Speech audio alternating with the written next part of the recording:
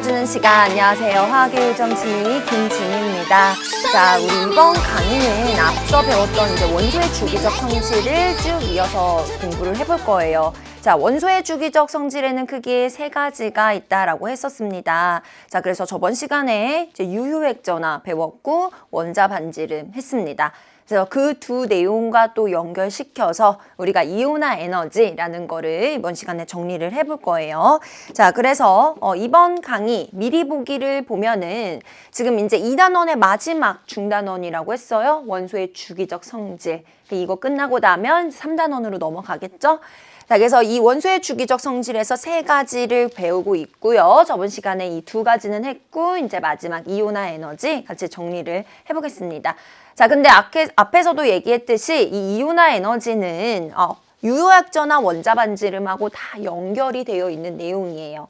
그래서 선생님이 저번 시간에 이 유효액전화 원자 반지름 복습 잘 해야 된다, 잘 하고 와라 라고 얘기했는데 복습 잘 하셨겠죠? 자, 그래서 여러분이 얼마나 복습을 잘 했고 머릿속에 그 개념들이 잘 정리가 되어 있는지 선생님하고 이 화면을 보면서 쭉 한번 내용 머릿속에 차곡차곡 정리를 해볼게요. 자, 먼저 유효액전화부터. 자, 유효액전화는 어떤 개념이었죠? 핵전화가 아니라고 했어요. 그냥 단순한 핵전화가 아니라 그 핵전화에서 다른 전자들이 방해하는 효과죠. 가려막기 효과를 뺀 만큼을 우리가 유효액전화라고 부른다고 했습니다. 자, 여기 지금 원자 번호 8번 산소 원자 그림이 나와 있어요. 자, 원자핵이 플러스 8이네요. 원자 핵의 핵전화가 플러스 8이다 라는 뜻이죠. 플러스 8. 자, 근데 여기서 마지막 껍질에 있는 요 전자가 느끼는 이 플러스는 플러스 8이 아니라고 했어요. 왜냐하면 가리는 효과가 나타나기 때문에. 안쪽 껍질에 있는 전자 두 개들이 얘가 이 플러스 8을 온전히 느끼지 못하도록 중간에서 가로막고 있고요. 자, 또한 같은 껍질에 있는 전자들도 서로 반발력에 의해서 얘를 가려막는 효과를 낸다고 했죠. 그래서 그 가려막는 효과를 빼준 만큼이 얘가 실제로 느끼는 플러스의 전하가 된다고 했습니다. 당연히 플러스 8보다 작은 만큼의 유효액 전하를 가질 수밖에 없겠죠. 자, 근데 이 유효액 전하가 이 원소의 주기적 성질에서 되게 중요한 역할을 하고 있어요. 자, 왜 중요한 역할을 하냐? 이 유효액 전하라는 건 바깥쪽 껍질에 있는 전자들이 느끼는 플러스의 값이에요. 자, 그럼 이 플러스 값이 커지면 커질수록 이 플러스가 마이너스를 세게 잡아당겨주고 있다는 거죠. 이렇게 세게 잡아당겨주면은 나타나는 효과들이 여러 개가 있겠죠. 자, 세게 잡아당겨주면 일단 이 전자들이 원자핵 주변으로 모여들면서 반지름이 작아지고요. 즉 원자가 작아지고요. 자, 또 이번 시간에 배우게 될 이온화 에너지하고도 연결이 됩니다. 자, 어떻게 연결이 되는지는 우리 뒤에 차근차근 알아보도록 할 겁니다. 자, 그래서 유효액전화 개념 확실히 하고 가고요. 자, 그 다음에 선생님이 그래프도 굉장히 중요하다라고 했습니다. 자, 유효액전화 그래프를 보면은요, 일단 이 그래프를 봤을 때 구역을 나눠주는 게 한눈에 파악하기가 쉽죠. 그래서 1주기 구역 나누고, 자, 2주기 구역 나누고, 3주기 구역을 나눴을 때, 자, 지금 같은 주기 내에서는 원자 번호가 증가할수록 유효액 전하가 증가하고 있습니다. 자, 여기서도 원자 번호가 증가할수록 유효액 전하가 증가하고 있죠. 자, 근데 특이사항인 부분이 있었어요. 어디죠? 바로 여기 껍질이 바뀔 때. 자, 이렇게 2주기에서 3주기로 껍질이 바뀔 때는 자, 2주기니까 껍질이 2개고 3주기는 껍질이 3개였어요. 그럼 세 번째 껍질은 원자핵에서 더 멀어지게 되니까 원자가 전자수가 원자핵에서 멀어진다. 그럼 유효액 전하가 훅 떨어지게 되는 거죠. 자, 여기서도 마찬가지 아르곤 다음에 칼륨에서 훅 하고 4주기로 옮겨가니까 유효액 전하가 줄어들겠죠. 그래서 이렇게 주기성으로도 파악을 해놓으면 되고요. 자, 그 다음에 두 번째 배웠던 개념은 원자 반지름이었어요. 자, 원자 반지름은 말 그대로 그냥 원자의 사이즈를 표현해주는 수치라고 생각을 하면 되는데, 자, 이 원자 반지름에는 두 가지 요인이 영향을 줍니다. 자, 유효액 전하와 전자 껍질수. 자, 전자 껍질수라는 거는 그 원자가 전자 껍질을 몇 개 갖고 있냐. 전자 껍질이 많으면 많을수록 원자 반지름은 커지겠죠. 자, 유효액 전하는 방금 했어요. 자, 이 유효액 전하가 원자 반지름에 어떻게 영향을 준다고 했죠? 바깥쪽 껍질에 전자들이 느끼는 플러스니까 이 플러스가 강하면 강할수록 전자를 세게 잡아당겨서 반지름은 작아지겠죠? 자, 이러한 요인들을 우리가 하나하나 잘 따져봐야 된다는 겁니다. 자, 그래프가 나왔는데요. 자, 그래프를 보니까 여기 1주기, 그리고 여기 2주기, 3주기, 4주기예요. 자, 그래프에 18쪽 원소 있어요, 없어요? 없죠? 왜냐? 원자 반지름은 우리 18쪽 원소는 제외하고 따져준다고 했습니다. 자, 같은 주기에서는요, 원자 번호가 증가할수록 반지름이 작아지는 걸 확인할 수가 있어요. 자, 왜 그렇죠, 여러분? 같은 주기에서는 원자 번호 커질수록 유효액 전하가 강해지죠. 유효액 전하가 강해지니까 반지름도 줄어든다는 거. 여기서도 마찬가지 3주기에서 원자 번호 점점점 증가할수록 반지름은 줄어드는 거 확인할 수 있고요. 자, 또 같은 족에서도 비교할 수 있죠. 자, 그래서 리튬 1쪽, 나트륨 1쪽, 칼륨 1쪽, 1쪽끼리 쭉 비교해 보니까 자, 원자 번호 증가할수록 반지름은 커진다. 자, 왜 커진다? 같은 족에서는 주기가 늘어나면 전자 껍질수 많아져서 그 요인을 연결할 수 있어야 됩니다. 자, 그래서 원자 반지름이었고요. 자, 이제 이번 시간에 배우게 될 이온화 에너지로 들어가 보겠습니다. 자, 마지막 주기적인 성질이에요. 자, 우리 주기적인 성질은 어떻게 공부한다고 했죠, 선생님이? 먼저 첫 번째, 개념을 확실히 정의하고요. 이온화 에너지가 도대체 무엇이냐? 확실히 알아야 우리가 그 뒤에 있는 내용도 연결이 되는 거잖아요. 그래서 개념을 확실히 정리하고, 그 다음에 두 번째, 주기적인 성질을 파악하고, 그 다음에 3단계로 갔을 때는 그래프를 해석해 본다고 했어요. 자, 마찬가지 3단계에 걸쳐서 이온화 에너지를 공부해 보겠습니다. 자, 먼저 이온화 에너지가 뭔지를 알려면 용어부터 잘 봐야 되겠죠? 자, 이온화 에너지라고 나와 있어요. 자, 이온화 에너지. 에너지네, 에너지. 자, 근데 에너지인데 어떤 에너지야? 이온화 에너지. 이온이 될 때 필요한 에너지를 우리가 이온화 에너지라고 하는 거예요. 이온이 될 때 필요한 에너지. 자, 근데 이온에는 무슨 이온들이 있죠? 두 종류가 있죠? 양이온과 음이온. 근데 이 이온화 에너지에서 여러분 꼭 기억해야 되는 거, 요 이온의 의미는 양이온이에요. 양이온화 에너지라고 이렇게 앞에다가 하나 글씨 붙여놓을까요? 자, 물론 공식적인 용어는 이온화 에너지라고 쓰고 있습니다. 하지만 여러분 이온화 에너지를 쓸 때마다 머릿속에 생각을 하세요. 앞에 뭐가 생략이 되어 있다? 양이온화 에너지. 그래서 다시 얘기하자면 양이온이 될 때 필요한 에너지들을 우리가 이온화 에너지라고 얘기하는 거예요. 쉽게 얘기하자면. 자, 그럼 이게 무슨 말이냐? 자, 지금 우리 교재에 나와 있는 정의를 읽어보겠습니다. 자, 기체 상태의 원자가 있다. 자, 중성 원자죠? 중성 원자인데 얘가 무슨 상태래? 기체 상태래. 자, 우리 물질의 상태는 고체 상태, 액체 상태, 기체 상태 세 가지 상태가 있는데 이 중에서 기체 상태일 때 이온화 에너지를 정의하는 거예요. 나중에 대학교 가면은 이 기체 상태라는 게 되게 중요한 정보거든요.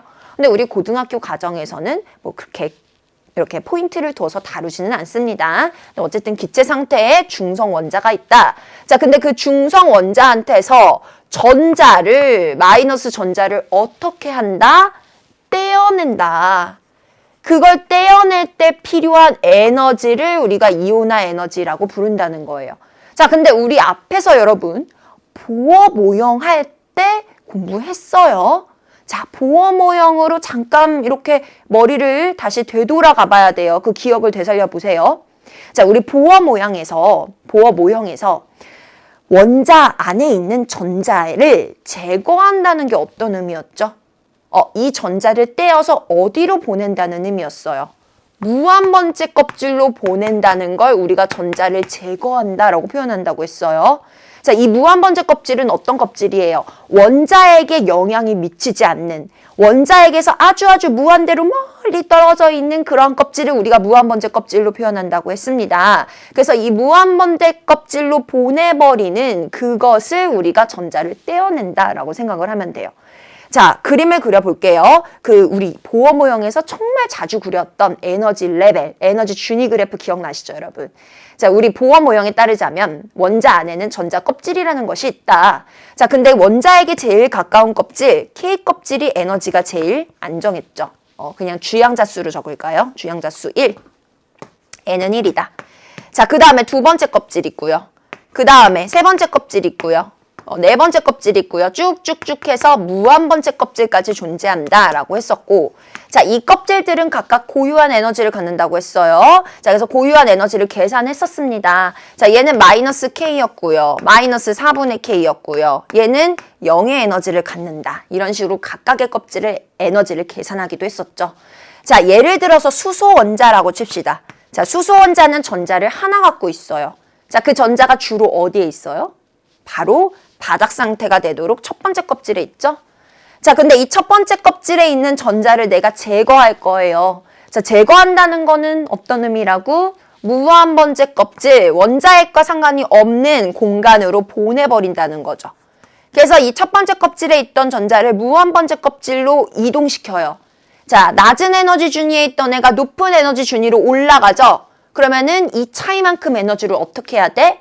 바깥에서 흡수해야 되죠. 그래서 우리 수소에서는 수소 전자 하나 뗄 때 에너지 계산했었어요. 얼만큼? K만큼. 그게 바로 수소의 이온화 에너지라는 거예요. 우리가 안쪽 껍질에 있는 전자를 제거한다? 무한 번째로 보낼 거야. 이만큼 에너지 차이가 나니까 이 에너지를 얘가 흡수해야, 즉 내가 외부에서 에너지를 가해줘야 전자 제거가 된다. 그래서 그때 가해줘야 되는 에너지를 우리가 이온화 에너지로 정의하는 거예요. 그래서 에너지가 흡수가 일어난다는 거죠. 그때 흡수되는 에너지를 이온화 에너지로 정의한다. 대충 어떤 개념인지 정리가 차근차근 되고 있어요. 자, 하지만 아직도 이게 도대체 무슨 말이야 싶은 학생들 있죠. 자, 좀만 기다리세요. 선생님이 예를 들어서 좀 더 쉽게 또 설명을 할 겁니다. 자, 밑에 공식을 보세요. 자, 지금 중성 원자, 아무거나 그냥 M이라고 임의의 기호 원소로 나타낸 거예요. 자, 얘가 지금 기체 상태로 있는데 여기서 전자를 내가 떼어낼 거야. 자, 중성 원자에서 전자를 익 하고 떼어냈어. 그럼 얘는 전자를 하나 잃어버리니까 1 플러스 양이온이 되죠. 그러니까 쉽게 얘기하면은 이 원자에서 전자를 분리시키는 작업이라고 생각하면 돼요. 그러니까 분리하면 양이온과 전자로 이렇게 분리가 되겠죠? 분리가 돼요. 자, 얘를 분리시키려면은 에너지가 필요하대. 자, 그 에너지가 바로 이온화 에너지라는 거야. 이 원소 M의 이온화 에너지, 양이온이 될 때 필요한 에너지. 이렇게 정의를 하는 겁니다. 자, 그러면은 예시를 들어보겠습니다. 우리 교재 123쪽에 나와 있는 예시인데요. 자, 지금 여기 나트륨 원자가 나와 있어요. 자, 우리 나트륨 원자는 원자 번호 몇 번이다? 11번이다. 자, 원자 번호 11번 나트륨 원자 플러스 11의 원자를 갖고 있고요. 자, 그 주변에 전자 11개 갖고 있죠. 자, 이 11개가 어떻게 배치되어 있어요? 첫 번째 껍질에 2개, 두 번째 껍질에 8개, 그리고 세 번째 껍질에 하나가 들어가 있는 모형입니다. 자, 여기 선생님이 전자를 제거할 거예요. 이온화 에너지는 전자를 제거할 때 필요한 에너지니까. 자, 여러분 헷갈리면 안 돼요. 전자를 넣어주는 것이 아니라 제거할 때, 떼어낼 때 필요한 에너지입니다. 자, 그래서 전자를 제거할 건데 어떤 전자를 제거해야 돼요, 여러분? 자, 아무 전자나 제거하면 안 되죠. 우리 항상 전자를 제거할 때는 에너지가 가장 높은 오비탈에 있는 전자부터 차례대로 제거를 해야 되잖아요. 그래서 여기서는 마지막 껍질에 있는 요 전자를 제거하면 되겠네요. 그쵸? 자, 그래서 이 전자를 떼어냅니다. 자, 근데 이 전자를 떼어낼 때는 에너지가 필요해요. 힘이 든다는 말이에요. 왜 힘이 드냐? 자, 이 전자는 마이너스 전하를 띠고 있어요. 가운데 플러스의 원자핵이 있죠. 그래서 이 플러스의 원자핵이 마이너스 전자에 인력을 작용하고 있기 때문에 이 전자가 아무데로나 날아가지 않고 이 원자 안에 속해 있을 수 있도록, 소속되어 있을 수 있도록 정기적으로 인력이 작용이 되고 있습니다. 그래서 이 전자가 느끼는 플러스의 값을 우리가 뭐라고 부른다고 했어요? 유효핵 전하죠. 그래서 유효핵 전하에 의해서 정기적 인력으로 이렇게 잡아당겨지고 있어요. 원자핵한테. 근데 내가 이 전자를 제거하려면 어떻게 해야 돼? 원자핵이 잡아당기는 힘보다 얘를 더 세게 내가 당겨줘야 얘가 익 하고 제거가 되겠죠. 그러니까 내가 얘를 당겨줘야 된다는 거야. 얘보다 더 세게. 당겨서 힘을 써야죠. 에너지가 들어간다라는 말입니다. 자, 그래서 우리가 모든 원자에서 전자를 제거할 때는 에너지가 필요해요. 왜 에너지가 필요해? 이 전자를 원자핵이 당겨주고 있으니까.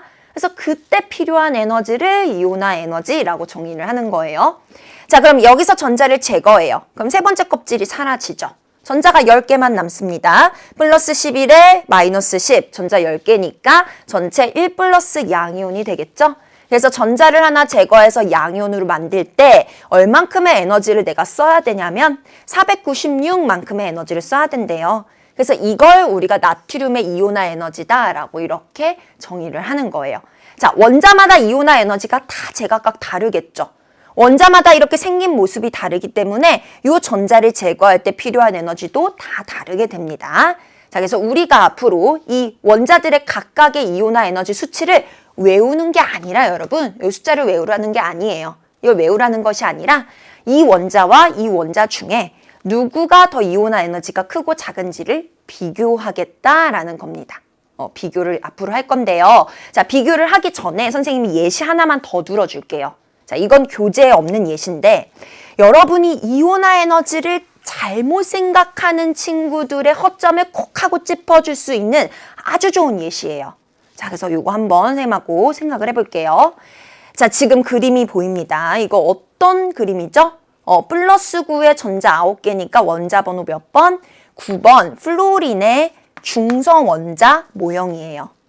자, 이 플로린에서 선생님이 플로린의 이온화 에너지를 구하고 싶어요. 자, 여러분, 이온화 에너지가 뭐라고 했어요? 중성 원자에서 전자를 떼어낼 때 필요한 에너지. 전자를 떼어내야죠. 자, 그러면 이 9개의 전자 중에 어떤 전자 떼어야 돼요? 안쪽에 있는 전자 2개는 건드리면 안 돼. 바깥쪽에 있는 에너지가 높은 전자부터 차례대로 제거해줘야 되겠죠. 그래서 선생님이 이 바깥쪽에 있는 전자 중에 하나를 응차 하고 떼어낼 거예요. 자, 힘이 들어가요. 왜? 얘 마이너스고 얘는 플러스니까 당겨주고 있을 거 아니야. 그럼 내가 얘보다 더 센 힘으로 얘를 더 당겨줘야 에너지를 들여야 이 전자를 제거할 수 있겠죠. 그래서 그 에너지를 들여서 전자를 제거하고 나면 얘는 플러스 9인데 주변에는 마이너스 8이니까 양이온이 됩니다. F 플러스 양이온이 되고요. 그리고 이렇게 전자가 분리가 되는 거예요. 자, 그래서 그때 필요한 에너지를 우리가 플로린의 이온화 에너지다라고 정의를 하죠. 자, 플로린 이온화 에너지가 대략 얼마가 나오냐면은 1681kJ/몰이 나온대요. 그러니까 이만큼의 에너지를 들여야 이 전자 제거가 가능하다라는 뜻이 되는 거죠. 자, 근데 선생님이 이 예시를 왜 드냐면은 이 예시를 들어주면 이런 질문을 하는 친구들이 참 많아요. 선생님, 플로린은 17쪽 할로젠 원소잖아요. 그럼 얘가 옥텟을 만족하기 위해 안정한 이온이 되려면 여기에 전자를 빼주는 게 아니라 넣어줘야 돼요. 그래서 여기 전자를 넣어서 얘를 음이온으로 만들어야 되는 거니까 플로린의 이온화 에너지는 전자를 넣어서 음이온으로 만들 때 에너지 아니에요? 이런 소리를 합니다. 자, 이 친구는 지금 정확한 이온화 에너지의 정의를 헷갈리고 있는 친구죠. 자, 선생님이 정확한 이온화 에너지의 정의가 뭐라고 했어요? 어떤 원자든 뭐 금속이든 비금속이든 17쪽이든 1쪽이건 18쪽이건 상관없이 어떤 원자든 그 중성 상태에서 전자를 떼어낼 때 필요한 에너지가 이온화 에너지라고 했어요. 그래서 얘도 물론 안정한 이온이 되려면 전자를 넣어서 옥텟을 만족하는 음이온으로 만드는 게 맞지만 우리 지금 안정한 이온 만들려고 하는 거 아니잖아요. 그래서 전자를 넣는 것이 아니라 이 상태에서 전자를 빼주겠다는 거예요. 빼서 양이온으로 만들 때 필요한 에너지를 우리가 이온화 에너지라고 정의를 하고 있는 겁니다. 그래서 헷갈리지 않으려면 정확한 정의를 잘 정리하고 가셔야 돼요. 자, 이온화 에너지, 전자를 뗄 때, 제거할 때 필요한 에너지다. 자, 좋습니다. 그러면요, 이온화 에너지가 갖고 있는 의미를 한번 볼게요. 자, 이온화 에너지가 크다라는 건 어떤 의미냐? 이온화 에너지가 크다는 건 자, 전자를 뗄 때 필요한 에너지가 많이 들어간다는 거지. 자, 전자를 내가 이렇게 떼어내려고 하는데 에너지가 많이 필요해. 그게 무슨 의미야? 이 전자를 떼기가 어렵다는 거지. 그래서 이온화 에너지가 크다는 건 전자를 떼기 어렵다는 거예요. 자, 그럼 전자를 떼기 어려운 원소일수록 전자가 잘 안 떨어져. 자, 전자가 떨어져야 양이온이 되는데 전자가 잘 안 떨어지는 거니까 양이온이 잘 되는 거야, 안 되는 거야? 잘 안 되는 거지. 그래서 이온화 에너지가 큰 원소들은 양이온이 되기 어려운 의미를 갖고 있어요. 자, 반대로 이온화 에너지가 작다는 건 어떤 의미예요? 내가 중성 원자한테서 전자를 뗄 건데 이 전자를 뗄 때 에너지가 조금밖에 안 들어가. 홀라당 떼어버릴 수가 있어, 쉽게. 전자 떼기가 쉽다는 거지. 자, 그럼 전자가 잘 떨어진다는 건 전자를 떼어서 양이온으로 만드는 게 잘 되는 거야. 즉, 양이온이 되기 쉬운 원소라는 뜻이죠. 그래서 어떤 원소가 이온화 에너지가 크고 이온화 에너지가 작다라는 의미를 어떤 의미를 담고 있는지 정리를 해두시면 돼요. 자, 그래서 그 이온화 에너지 정의를 이용하여 우리가 주기성을 파악을 해보도록 하겠습니다. 자, 선생님이 주기성은 어떻게 파악하는 거라고 했어요? 주기율표 안에서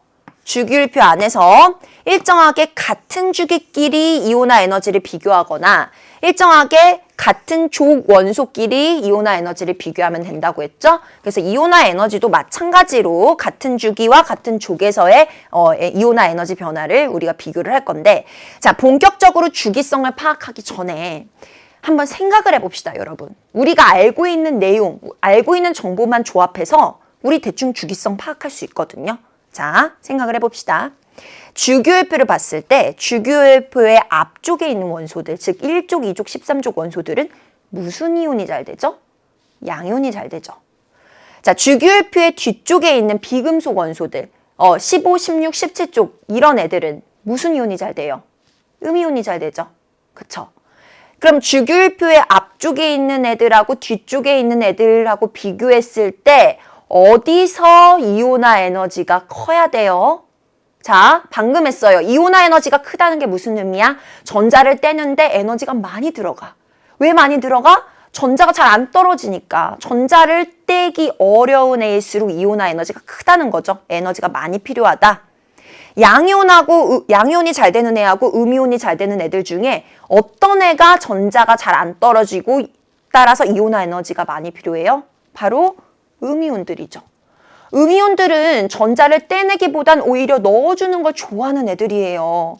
전자를 무지 좋아하는 애들인데 걔네들한테 막 억지로 전자를 떼어가지고 막 내가 뺏어오려니 얼마나 힘들겠어. 잘 안 뺏기려고 하겠지. 그러니까 그 전자를 떼어내는데 에너지가 너무 많이 들어가요. 그래서 양이온이 잘 되는 금속 원소들보다는 뒤편에 음이온들, 비금속 원소들이 이온화 에너지가 많이 필요하다. 최고 하이라이트는 18쪽이야. 18쪽은 양이온도 안 되고 음이온도 안 되는 완전 완벽한 전자 배치를 갖고 있는 안정한 원자들이죠. 근데 그 안정한 상태를 깨어버린다는 게 전자를 떼어낸다는 거예요. 떨어지겠어요? 웬만하면 안 떨어지려고 하죠. 그래서 어마무시하게 많은 에너지를 가해줘야 전자가 떨어져 나갑니다. 자, 그래서 대충 생각해보면 주기율표상에서 뒤쪽으로 갈수록 이온화 에너지가 커지겠구나라는 거 예측 가능하죠, 여러분? 자, 좋아요. 그런 내용들을 주기성으로 선생님이랑 잘 정리를 해보겠다는 겁니다.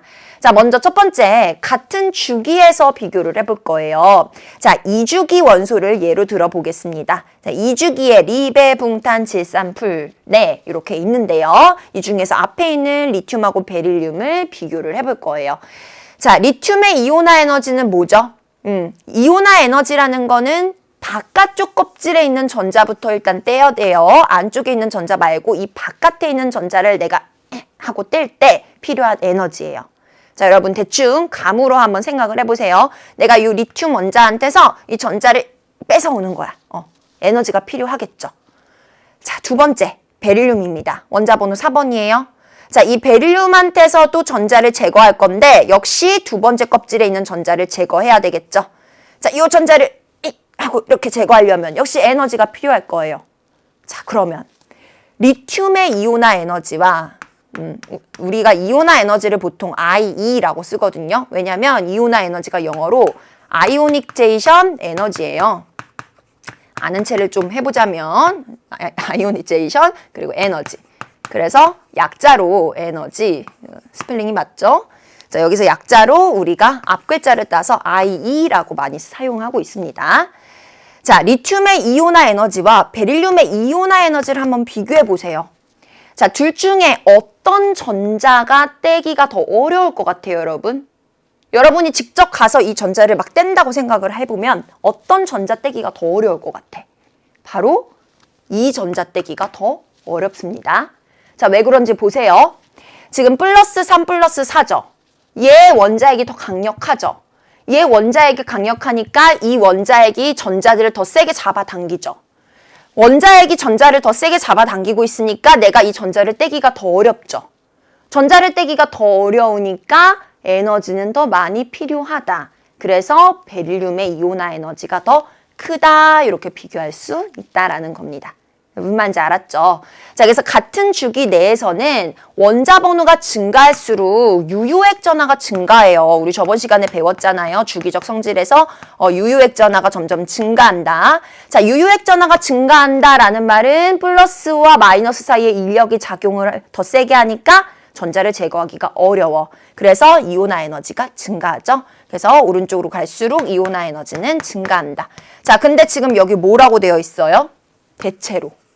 선생님이 따옴표까지 해놨어. 대체로. 대체로 증가한다는 말은 증가하지 않는 예외도 있다는 말이겠죠? 이따가 그 예외 부분도 짚어보도록 할 거예요. 자, 그래서 같은 주기에서는 대체로 이온화 에너지가 증가한다. 자, 이번에 두 번째, 같은 족끼리 또 비교를 해봐야 되겠죠? 자, 같은 족, 1족끼리 비교해도 되고 15족끼리 비교해도 되는데 선생님은 예시로 1족을 데려왔습니다. 자, 1족에 리튬, 나트륨, 칼륨이에요. 순서대로 리튬, 나트륨, 칼륨이죠. 자, 지금 이쪽으로 갈수록 원자 번호가 3번, 11번, 19번 증가하고 있어요. 자, 같은 족에서는 이렇게 원자 번호가 증가하면 전자 껍질의 개수가 늘어나죠. 얘는 2주기, 얘는 3주기, 얘는 4주기니까. 자, 이렇게 전자 껍질 수가 늘어난다는 건 어떤 의미를 갖고 있냐?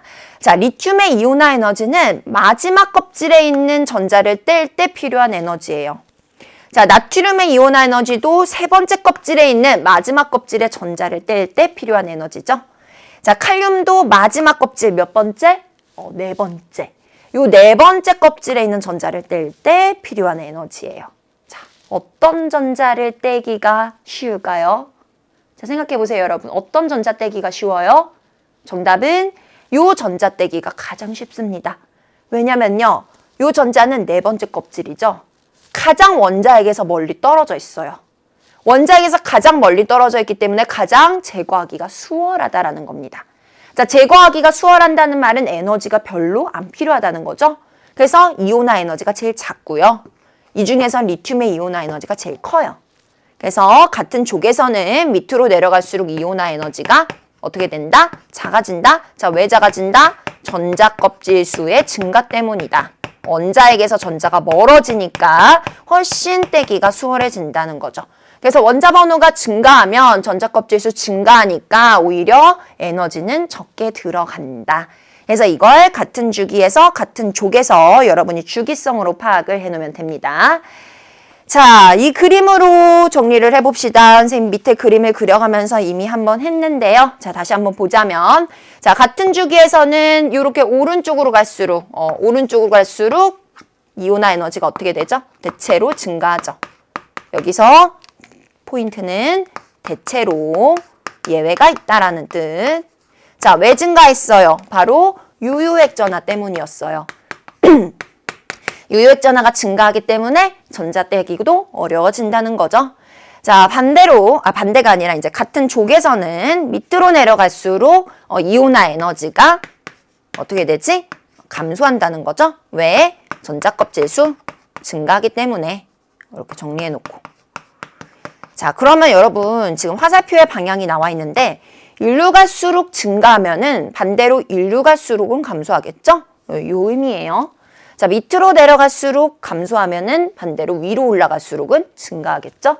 그래서 주기율표에서 이쪽 끝으로 모일수록 이온화 에너지는 좀 커지는 경향을 갖고 이쪽 끝으로 모일수록 이온화 에너지는 작아지는 경향을 갖는다라는 그림입니다. 자, 그래프를 볼게요. 자, 그래프 보면은 지금 그래프 두 개가 나와 있는데 위에 빨간색으로 표현이 되어 있는 그래프는 2주기 원소죠. 리튬부터 네온까지. 자, 밑에 초록색으로 나와 있는 그래프는 3주기입니다. 나트륨부터 알루미늄이 아니라 아르곤까지 이렇게 나와 있어요. 자, 그래프의 모양을 대충 보겠습니다. 같은 주기에서요. 원자 번호가 쭉 커질수록 지금 이온화 에너지 어떻게 되는 거 보여요? 증가하는 거 보이죠, 여러분? 3주기에서도 마찬가지로 쭉 원자 번호가 같은 주기 안에서 원자 번호 커질수록 이온화 에너지가 대체로 증가하는 거 보입니다. 자, 대체로 증가가 되는데 안 되는 부분도 있다는 거죠. 여기가 안 되는 거 보이죠, 여러분? 자, 그 다음에 같은 족끼리 비교해 볼 거예요. 자, 1족끼리 비교하면 여기에 리튬, 여기에 나트륨. 같은 1족 안에서 원자 번호 증가할수록 이온화 에너지 작아지죠? 자, 그러면 만약에 이 그래프에는 나와 있지 않지만 우리가 그림을 대충 그릴 수 있을 것 같아요. 칼륨의 이온화 에너지를 그래프상에 한번 표시를 해볼까요? 자, 칼륨이 어떤 원소예요? 1족 원소인데 4죽이죠. 나트륨 밑에 있는 주기율표상에서의 위치가 나트륨 밑에 있는 원소죠. 자, 그럼 칼륨 같은 경우에는 이온화 에너지가 어때야 돼요? 같은 쪽 원소끼리 비교했을 때 리튬보다 나트륨이 낮고 따라서 칼륨은 나트륨보다 이온화 에너지가 더 낮겠죠. 그래서 이온화 에너지적으로 여기에 위치가 돼야 됩니다. 자, 칼슘도 마찬가지로 마그네슘 밑에 쪽에 이온화 에너지가 그래프가 위치가 되겠죠. 자, 그래서 이 그래프 굉장히 중요하니까 요거를 잘 봐두셔야 돼요. 자, 여기서 중요한 거를 짚어볼 건데 바로 이 예외 부분입니다. 이 예외 부분. 이 예외 부분 여기다가 표시 잘 해놓고. 자, 주기율표, 이온화 에너지가 같은 주기에서 대체적으로 증가한다고 했는데 예외가 선생님이 있다고 예고를 했어요. 바로 2족과 13족에서 예외가 한번 발생하고요. 원자 번호가 증가했는데 오히려 이온화 에너지가 감소했죠. 자, 또 한 번 15족과 15족에서도 발생을 됩니다. 역시 원자 번호가 증가했는데 이온화 에너지가 감소했죠. 자, 왜 이런 예외가 발생하는지를 여러분이 잘 정리를 해주셔야 돼요. 우리 문제에는 이온화 에너지의 경향성을 묻는 문제에는 보통 이 예외 부분이 나오거든요. 아닌 부분도 나오긴 하지만 이 예외가 정말 많이 나와요. 그리고 이 예외 부분이 나오면 여러분이 이게 순서가 뒤죽박죽이니까 많이 헷갈려 합니다. 그래서 이 예외 부분을 확실히 외워두고 왜 이런 예외가 나왔는지 그 이유까지 연결을 해야 돼요. 자, 그래서 왜 예외가 발생하는지를 설명을 해보겠습니다. 자, 먼저 첫 번째 예외 구간인 2족과 13족을 볼게요. 자, 2주기의 2족과 13족은 베릴륨 붕소고 3주기의 2족과 13족은 마그네슘과 알루미늄이죠. 자, 2주기를 한번 예시로 들어볼게요. 자, 베릴륨의 전자 배치를 보면 원자 번호 4번이니까 1s에 2개고 2s에 2개예요. 자, 원자 번호 5번 붕소는 1s에 2개고 2s에 2개고 2p에 하나 이렇게 들어가 있죠. 자, 이 중에서 안쪽 껍질은 무시하고 가장 마지막 껍질인 두 번째 껍질의 전자 배치만 그림으로 표현을 했습니다. 자, 지금 2주기 원소들이니까 여기 n에다가 2를 대신 써 넣어주면 되죠. 그래서 베릴륨은 2s에 2개니까 이렇게 전자 쌍으로, 자, 붕소는 2s에 2개하고 2p에 하나가 들어가 있는 상태예요. 자, 이 전자 배치 모형에서 우리가 이제 이온화 에너지를 따져볼 거예요. 자, 이온화 에너지라는 건 전자를 제거할 때 필요한 에너지인데 우리가 이 원자한테서 전자를 제거할 때는 어떤 전자들을 제거해줘야 돼요, 여러분? 바로 에너지가 가장 높은 준위에 있는 전자부터 제거를 해야 되죠. 즉, 베릴륨에서의 전자는 이 ES에 있는 전자 2개 중에 하나를 제거해야 된다라는 뜻입니다. 그래서 이 전자를 제거할 때 필요한 에너지가 베릴륨의 이온화 에너지예요. 자, 근데 붕소는 어떤 전자를 제거해야 돼요? ES가 아니라 ES보다 에너지 준위가 높은 EP에 들어가 있는 전자를 제거해야 되겠죠. 그래서 이 전자를 제거할 때 필요한 에너지가 붕소의 이온화 에너지가 되는 겁니다. 자, 그럼 비교해 봅시다. 자, 여러분, 요 ES에 있는 전자와 EP에 있는 전자 중에 어떤 전자를 제거하기가 더 쉬울 것 같아요? 자, 고민해 보세요. 어떤 전자 제거하기가 더 쉽지? 바로 요 전자. 얘가 제거하기가 더 쉽다. 자, 왜 제거하기가 더 쉽냐? ES하고 EP를 보면 우리 그 수소 원자가 아니고서는, 그러니까 즉 전자가 여러 개인 원자 안에서는 ES하고 EP의 에너지 순서가 EP가 더 높죠. 그러니까 얘가 더 불안한 전자예요. 불안한 전자일수록 제거가 더 수월하죠. 자, 이해가 안 되는 친구들은 선생님이 그림을 그려볼게요. 자, 여기 두 번째 껍질을 보겠습니다. 요 밑에 첫 번째 껍질이 있고요. 자, 요게 L껍질이라고 칩시다. 자, 위에 세 번째, 네 번째 쭉 있고 쭉 해서 무한 번째 껍질까지 존재한다고 했어요. 자, 두 번째 껍질에는 오비탈이 두 종류가 있죠. ES 오비탈, EP 오비탈. 근데 다전자 원자 안에서는 ES와 EP의 에너지가 다르죠. ES가 더 안정적인 오비탈이고 EP는 조금 불안정적인 오비탈이 된다고 했어요. ES에 비해서는. 자, 근데 베릴륨 같은 경우에는 지금 ES의 전자가 들어가 있는데 얘를 제거하는 거예요. 자, 전자 제거라는 건 전자를 어디로 보내는 거다? 무한 번째 껍질로 보내는 거다. 자, 그럼 이 ES에 들어가 있는 전자를 무한대로 보내려면은 이만큼의 에너지를 흡수해야 되겠죠. 요만큼의 에너지가 필요해요. 즉, 이게 바로 베릴륨의 이온화 에너지가 되는 거죠.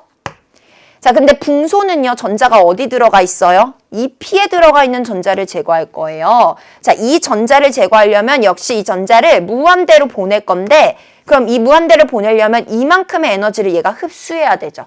즉, 이만큼의 에너지가 필요하다라는 겁니다. 그럼 이게 곧 붕소의 이온화 에너지가 되는 거죠. 자, 여러분, 눈으로 쉽게 비교가 되죠. 자, 누가 더 작아요? 붕소가 작아요. 얘 전자 제거하기가 더 쉽다는 겁니다. 그래서 베릴륨보다 붕소의 이온화 에너지가 더 작다. 자, 왜 작다? 에너지 준위가 높은 EP 오비탈에서 전자를 제거하기 때문이다. 그래서 이 내용으로 이유를 연결하면 되겠죠.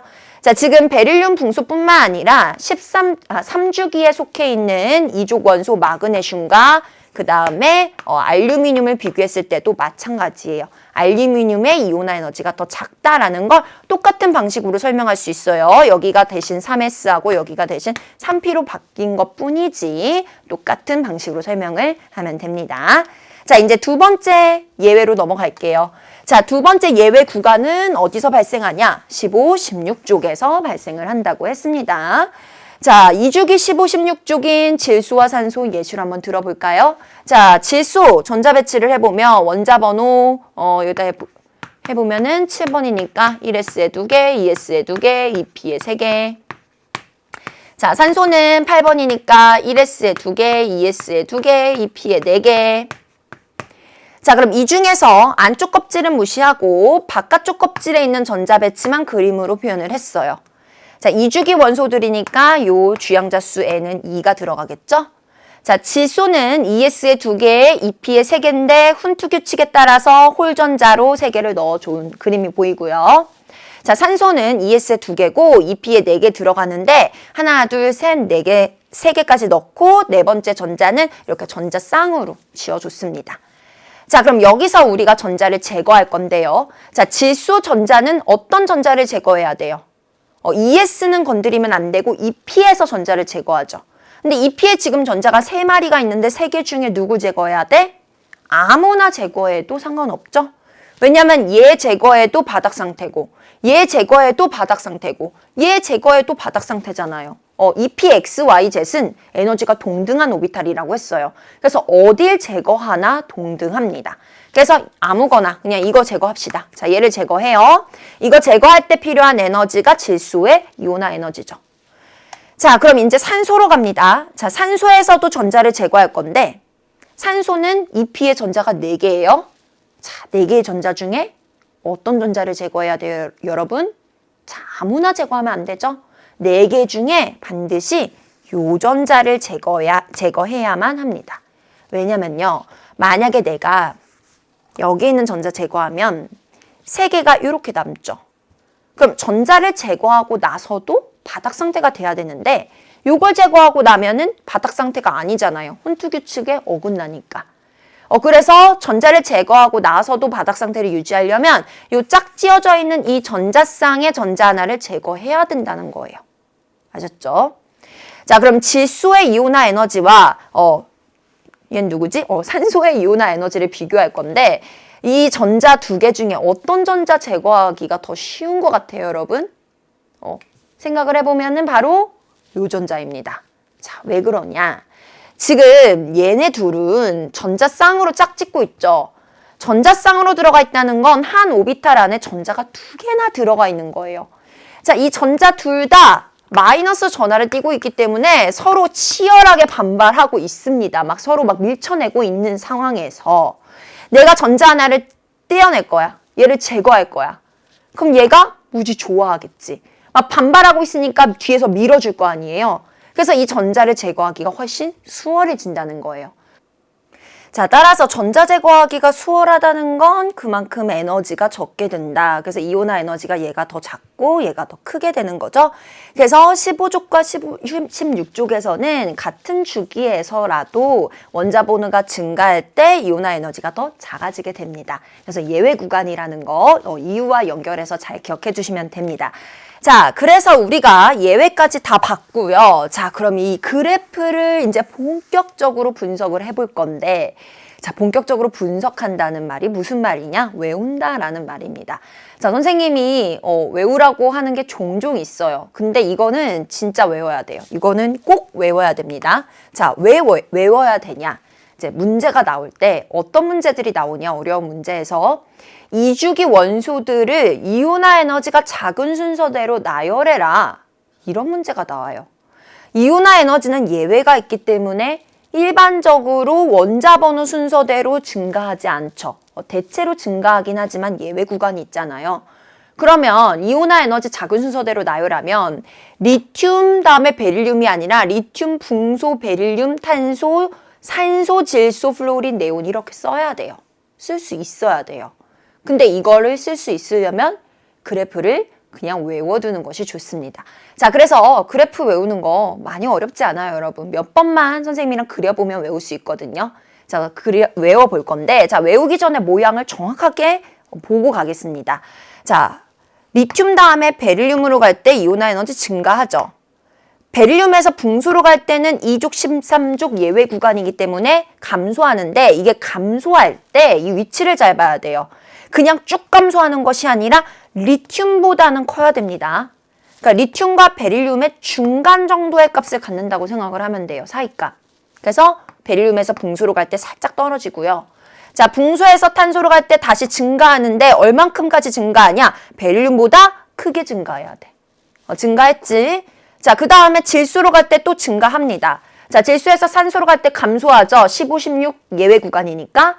근데 감소할 때 어떻게 감소해야 돼? 그치, 그냥 쭉 떨어지는 게 아니라 탄소보다는 크게 요 사이 값으로 감소. 자, 플루오린 증가하는데 질소보다 크게. 그 다음에 네온에서 최고치 찍는다. 요 모양으로 외워두셔야 돼요. 자, 3주기도 마찬가지예요. 마찬가지. 자, 떨어질 때는 쭉 떨어지는 게 아니라 사이 값으로 중간 값으로 떨어져야 된다는 거. 그래서 이 모양을 외우는데, 자, 선생님이 쉽게 외우는 방법을 알려주겠습니다. 자, 어떻게 외우면 되냐? 선생님이 이제 만들어낸 방법이에요. 애들이 이걸 외우기를 너무 어려워하니까 선생님이 고민하다가 딱 맞는 방법을 알아냈는데, 바로 뭐냐? EXID 아시죠, 여러분? 아주 몇 년 전에 좀 됐어요, 이제. 몇 년 전에 EXID가 아주 대표적으로 히트친 곡이 하나 있습니다. 뭐예요? 위아래. 위아래 노래 모르는 학생들 아마 없을 거예요. 우리 다 TV 보니까. 자, 그 위아래 노래 후렴구를 한번 떠올려 볼까요? 멜로디하고 가사가 생각이 나죠? 아주 단순한 멜로디와 가사가 반복적인 후렴구니까. 위아래, 위아래. 그거 다 아시죠? 그걸 적용하면 됩니다. 물론 똑같진 않아요. 하지만 거의 비슷하거든요. 자, 보세요. 자, 위아래, 위아래, 위 이렇게 외우면 되죠. 자, 3주기에서도 마찬가지 위아래, 위아래, 이렇게 아주 흥이 나죠. 자, 이런 식으로 외우면 됩니다. 그래서 이거를 선생님이랑 옆으로 가서 한번 직접 그려보도록 할게요. 자, 반드시 여러분도 연습장 하나 꺼내놓고 선생님이랑 따라서 한번 그려보고 요거 강의 끝나고 나서 선생님 없이 혼자 맨종이에다가 이거 그릴 수 있어야 돼요. 꼭 그려보셔야 돼요. 자, 리튬부터 출발할 거예요. 자, 리튬부터 출발. 어떻게 가야 돼? 위, 아래. 근데 자, 아래 떨어질 때 요 사이 값으로. 자, 그 다음에 위, 아래, 위, 아래, 위. 자, 최고치를 찍고 주기가 바뀔 때는 다시 어떻게 돼야 돼요? 이온화 에너지가 감소하죠. 자, 감소하는데 어디까지 감소해야 돼? 아까 리튬보다 같은 족 나트륨은 더 이온화 에너지가 작아야 되죠. 그래서 더 내려와야 됩니다. 자, 3주기 시작이에요. 다시. 자, 위, 아래, 위, 아래, 위, 최고점을 찍고 자, 4주기 1족 칼륨은 다시 떨어집니다. 자, 어디까지 떨어져요? 3주기 1쪽이었던 나트륨보다 더 낮게 떨어져야 되죠? 자, 그 다음에 칼륨, 그리고 칼슘까지. 이렇게 그려주면 돼요. 자, 그래서 여기가 지금 리튬부터 칼슘까지, 그리고 여기가 칼륨이고 3번부터 20번까지 그려봤는데, 자, 우리 1번, 2번도 알아야 되잖아요. 자, 1번, 2번의 위치를 찍어보겠습니다. 자, 리튬 앞에 2번 헬륨이죠. 자, 헬륨 18쪽이에요. 그럼 18쪽이니까 이온화 에너지가 어떻겠어요? 무지 크겠죠. 전자 떼기 어려우니까. 자, 근데 2주기의 18쪽인 네온보다 이온화 에너지가 어때야 되지? 더 주기율표상의 위에 위치하고 있으니까 더 커야 되죠. 자, 네온보다 크게 그려줘야 됩니다. 헬륨은. 자, 그다음에 수소는 살짝 이온화 에너지가 헬륨보단 작겠죠. 그래서 이렇게 해서 우리가 1번부터 20번까지 이 그래프를 여러분이 선생님 없이도 혼자서 맨종이에 그릴 수 있게끔 연습 반드시 해주셔야 돼요. 숙제예요, 숙제. 그래서 요거 눈 감고도 그릴 수 있도록 위아래, 위아래 이러면서 연습해 두시면 됩니다. 자, 그러면 여기서 이제 문제 많이 나오는 거 하나만 좀 짚고 갈게요. 자, 1번부터 20번 원소 중에 이온화 에너지가 제일 큰 원소 누구지? 딱 보이죠? 헬륨. 얘가 이온화 에너지 가장 큰 원소입니다. 종종 물어봐요, 문제에서. 자, 그럼 두 번째로 큰 원소 누구예요? 그 다음 18쪽인 네온입니다. 두 번째까지도 많이 물어보거든요. 자, 그래서 헬륨과 네온의 이온화 에너지는 첫 번째, 두 번째 이렇게 위치상으로 알아두면 됩니다. 자, 그래서 여기 이온화 에너지 주기성까지 정리를 했고요. 자, 그러면 그 다음으로 넘어가 보도록 할 건데, 자, 그 다음에 무슨 내용이 있냐? 순차적 이온화 에너지네요. 자, 이온화 에너지에서 이제 파생된 개념이라고 보면 돼요. 근데 그냥 단순한 이온화 에너지가 아니라 순차 이온화 에너지라고 앞에 단어가 붙어 있죠? 순차. 여러분, 순차가 뭐예요? 순서대로 차례차례를 우리가 순차라고 하잖아요. 그래서 전자를 뗄 때 필요한 에너지가 이온화 에너지인데 그 전자를 어떻게 떼겠다? 순서대로 차례차례 야금야금 하나씩 떼어주겠다. 그게 순차 이온화 에너지거든요. 자, 여기 밑에 보겠습니다. 자, 중성 원자가 있어요. 이 중성 원자한테서 전자를 떼려면 에너지가 필요했지. 그래서 전자를 하나 떼서 양이온으로 만들어. 그때 필요한 에너지를 우리가 이온화 에너지로 정의했는데 우리가 여태까지 배운 그 이온화 에너지는 순차 이온화 에너지에서는 제1 이온화 에너지라고 불러요. 첫 번째 전자 뗄 때 필요한 에너지다. 제1 이온화 에너지. 자, 그래서 전자를 떼서 양이온으로 만들었는데 자, 이 양이온 상태에서 전자가 하나 이미 떨어져 나간 양이온 상태에서 멈추지 말고 전자를 계속 떼어주는 거야. 야금야금. 자, 그래서 두 번째 전자를 뗄 거예요. 자, 그 전자 뗄 때 역시 에너지 필요하겠죠. 그때 필요한 에너지를 우리가 제2 이온화 에너지라고 하는 거예요. 두 번째 전자 뗄 때다. 그러면 전자 하나 또 떼고 나면 2 플러스 양이온으로 바뀌죠? 자, 여기서 또 전자를 하나 또 뗍니다. 세 번째 전자예요. 자, 그 세 번째 전자 뗄 때도 역시 에너지 필요한데 그 에너지를 우리는 제3 이온화 에너지. 요거 하나 마저 떼어나고 나면은 얘가 3 플러스로 변하겠죠. 자, 이런 식으로 중성 원자에서부터 야금야금 전자를 하나씩 순서대로 차례차례 떼어줄 때 필요한 에너지를 각각 제1, 제2, 제3, 제4, 제5 쭉쭉쭉 이런 식으로 이온화 에너지라고 불리웁니다. 이게 순차 이온화 에너지예요. 자, 선생님이 예시를 한번 들어볼게요. 자, 옆으로 가겠습니다. 자, 원자 번호 4번 베릴륨 있습니다. 자, 원자 번호 4번 베릴륨은 플러스 4의 원자에게 전자를 4개 갖고 있죠? 그래서 안쪽 껍질에 전자 2개, 자, 두 번째 껍질에도 전자 2개 이렇게 갖고 있어요. 자, 이 베릴륨에서 이제 선생님이랑 전자를 야금야금 순서대로 차례차례 떼어볼 건데, 자, 어떤 전자부터 떼어야 돼요, 여러분? 안쪽에 있는 전자는 건드리면 안 되죠, 아직? 바깥쪽서부터 야금야금 떼어가는 거예요. 그래서 두 번째 껍질에 있는 전자 중에 아무거나 하나를 선생님이 떼어냅니다. 자, 얘를 떼어내려면 에너지가 들어가죠. 왜냐하면 이 전자는 플러스 원자핵이 전기적 인력으로 잡아당기고 있으니까 그것보다 세게 내가 당겨줘야 에너지를 가해야 떨어지잖아요. 자, 얘를 제거했어요. 그러면 어떻게 변해요? 자, 원자핵은 그대로 플러스 4인데 변함이 없는데 전자가 4개에서 하나를 제거했으니까 3개로 바뀌죠? 그럼 마이너스 3. 전체적으로 이 플러스 양이온으로 바뀝니다. 자, 그래서 여기서 전자가 하나 떨어져 나가면 이렇게 바뀐다는 거예요. 자, 그때 필요한 에너지를 우리가 제1이온화 에너지라고 부르는 거죠. 제1이온화 에너지. 이렇게 볼 수도 있어요. 중성 원자한테서 제1이온화 에너지만큼의 에너지를 팡 하고 가해주면 여기서 전자가 익 하고 떨어진다. 그래서 이만큼의 에너지를 가했더니 전자가 홀라당 떨어져서 이렇게 양이온으로 바뀌었다. 자, 근데 이 양이온이 된 상태에서 전자를 계속 떼어줄 거예요. 자, 이번엔 두 번째 전자 떼어냅니다. 자, 어떤 전자 떼어내야 돼요? 아직 두 번째 껍질에 전자가 남아있으니까 이 전자를 떼어야 되겠죠? 자, 이 전자를 떼어서 제거합니다. 자, 그러면 플러스 4에 전자가 두 개만 남았으니까 어떻게 바뀌어요? 2 플러스 양이온으로 바뀌죠? 자, 그래서 이렇게 전자가 떨어져 나가는데, 자, 이때도 역시 에너지가 필요해요. 이 전자 떼려면 에너지가 필요해요. 그 에너지를 뭐라고 부른다고요? 두 번째 전자니까 이거 씁시다. 이게 제1이온화 에너지. 이게 두 번째 전자, 제2이온화 에너지. 제2이온화 에너지를 가해야 두 번째 전자가 떨어지죠.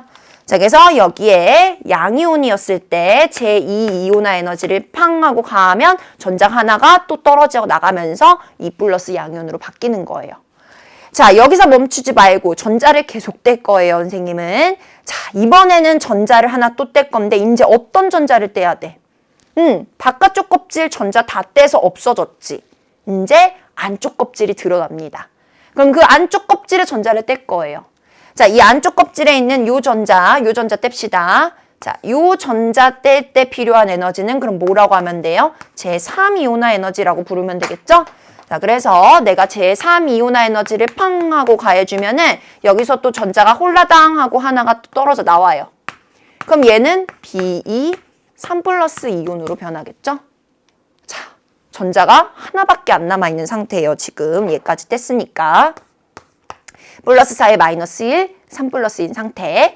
자, 거기서 남아있는 하나 전자까지 싸그리 다 뗍니다. 그래서 하나를 또 뗄 거예요. 자, 그럼 이건 몇 번째 전자야? 네 번째 전자지. 그래서 요 전자 뗄 때 필요한 에너지가 제4이온화 에너지죠? 그래서 제4이온화 에너지를 가해주면 마지막 남아있던 전자까지 떨어져 나가면서 얘가 이렇게 전자가 하나도 없는 이온으로 변한다. 자, 그래서 베릴륨 같은 경우에는 전자가 4개밖에 없으니까 제4이온화 에너지밖에 없겠죠. 제5는 없죠. 근데 다른 원자들은 제5, 제6, 제7이온화 에너지도 충분히 존재할 수 있어요. 자, 이게 바로 순차적 이온화 에너지라는 거예요. 전자를 하나씩 순서대로 야금야금 뗄 때 필요한 이온화 에너지. 자, 근데 요 순차 이온화 에너지에서는 중요한 포인트가 두 가지입니다. 자, 먼저 첫 번째 중요한 포인트. 바로 이 순차 이온화 에너지의 크기를 비교하는 건데요. 제1은 제2가 더 크고요. 제3이 더 크고요. 제4가 더 크고요. 제5가 더 크고요. 모든 원자에서 이건 베릴륨에만 해당 사항이 있는 게 아니라 모든 원자라 다 똑같아요. 모든 원자에서는 제1의 이온화 에너지가 제일 작아요. 이 중에서. 그 다음 제2고, 그 다음 제3이고, 그 다음 제4고 순서대로 이온화 에너지가 크기가 커집니다. 자, 왜 그런지를 볼게요. 자, 다시 원래 상태로 되돌아가야 돼요, 여러분. 자, 지금 중성 상태, 플러스 4의 전자가 이렇게 4개가 있는 상태예요. 처음 상태로 돌아왔어요.